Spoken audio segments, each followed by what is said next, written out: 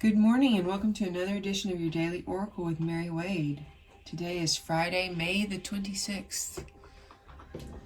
I've already pulled a card for our reading and we will go ahead and get started. Today our card is forgiveness. Hang on just a moment. I've got a dog in the floor. Jogo, hey, stop. You mind?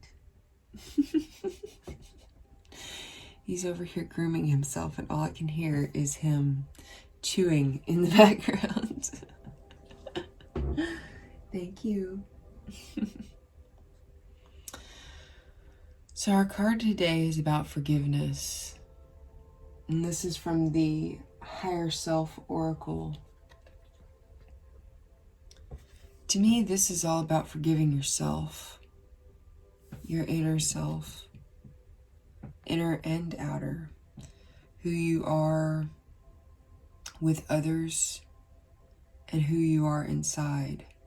Until you offer forgiveness for the discrepancy, possibly the inauthenticity, and by that I mean when we lead lives that are not in alignment with our path, you know, what we are choosing as far as from our soul level, the things that we want to master in this lifetime and evolve through in this lifetime. If we've kind of strayed off the path a bit here and there, that happens, right? You always return back to the main path, one way or another. However, some of those pieces where you kind of wander off can feel like they're inauthentic. You always have a choice of where you go, what you do. So it's not inauthentic, but it can feel that way. All of it is you. And the more that you can embrace all the aspects of yourself and the pieces that maybe on some level you don't want to approve of or you don't approve of, they're there for a reason. And taking time to sit with those pieces and learn more about them, become curious about them, you can learn to love them more and offer forgiveness for where you were, they are at that space. And when you offer forgiveness, you open up the heart space.